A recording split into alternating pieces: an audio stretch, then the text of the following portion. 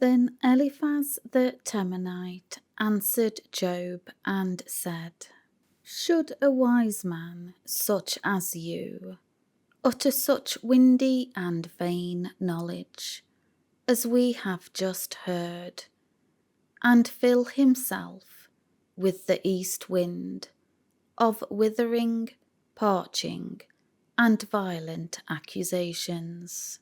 Should he rebuke and argue with useless talk, or with words in which there is no benefit?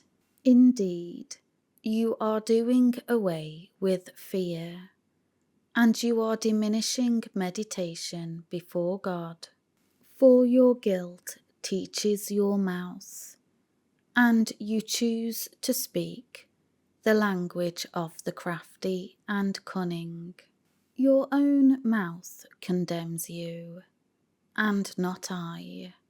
Yes, your own lips testify against you.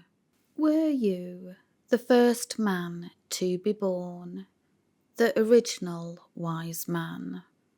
Or were you created before the hills? Do you hear the secret counsel of God? And do you limit the possession of wisdom to yourself?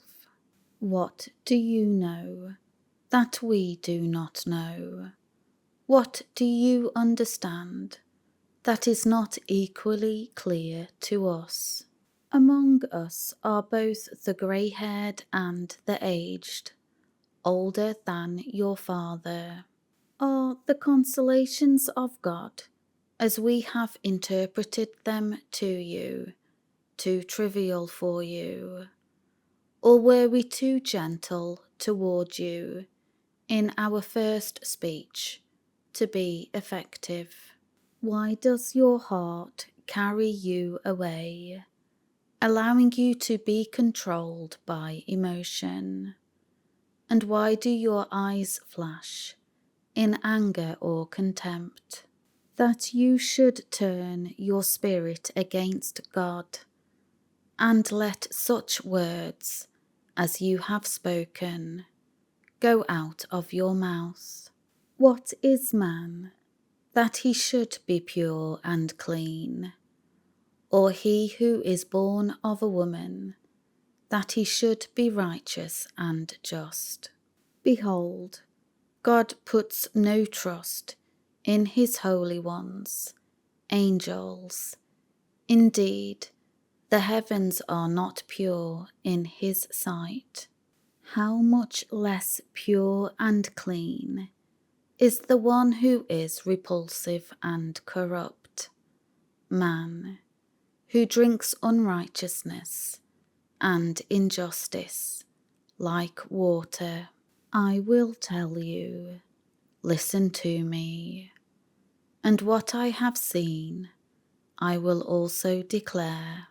What wise men have freely told, and have not hidden anything passed on to them from their fathers, to whom alone the land was given, and no stranger passed among them, corrupting the truth.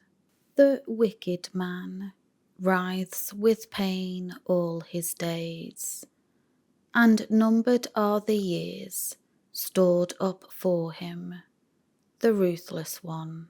A dreadful sound of terrors is in his ears, while at peace and in a time of prosperity the destroyer comes upon him. The tent of the robber is not at peace.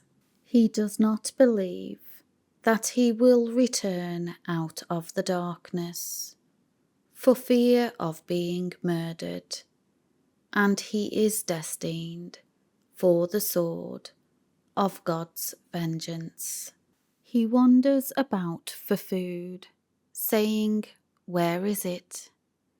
He knows that the day of darkness and destruction is already at hand. Distress and anxiety terrify him. They overpower him like a king ready for battle, because he has stretched out his hand against God and behaves arrogantly against the Almighty, running and charging headlong against him with his ornamented and massive shield.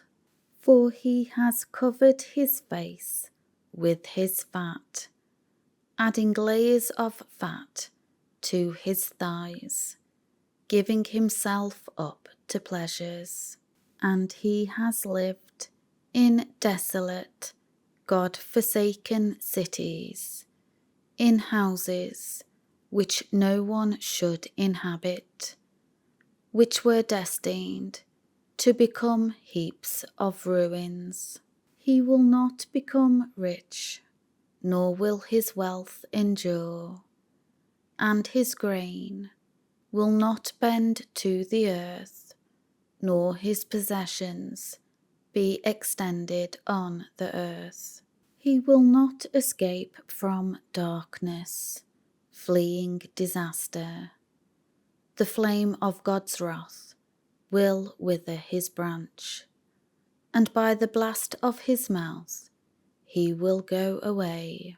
Let him not trust in vanity, emptiness, futility, and be led astray, for emptiness will be his reward for such living.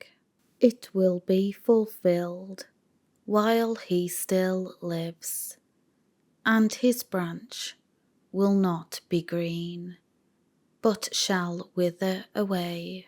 He will fail to bring his grapes to maturity, leaving them to wither unnourished on the vine, and will cast off blossoms, and fail to bring forth fruit like the olive tree.